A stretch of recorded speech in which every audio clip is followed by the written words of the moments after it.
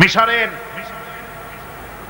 শহীদ সৈয়দ কুতুব রাহমাতুল্লাহ আলাইহি নওয়ারাল্লাহু মারকাদাহু ওয়া জাআলাল জান্নাতা মাসওয়াহু, আল্লাহ পাক তাকে জান্নাতুল ফেরদাউসের মেহমান বানিয়ে নিন।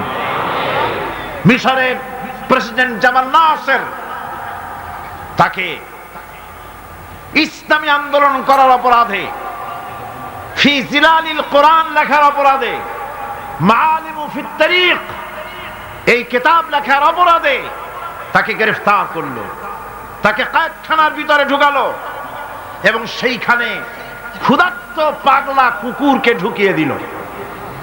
তারপর অনেকক্ষণ পরে একজন লোককে পাঠিয়েছে, দেখে আসো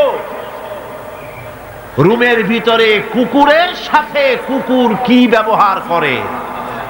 নাউযুবিল্লাহ। জামাল নাসেরের পাঠানো সেই লোকটি জেলখানার ভিতরে দৃশ্য দেখে অবাক হয়ে ফিরে এসে বললেন, জাহাপানা, কয়েদখানার ভিতরে গিয়ে দেখলাম সৈয়দ কুতুব নামাজের ভিতরে সেজদায় পড়ে আছে, আর শিকারী পাগলা কুকুর তার পাশে বসে তাকে পাহারা দিতেছে।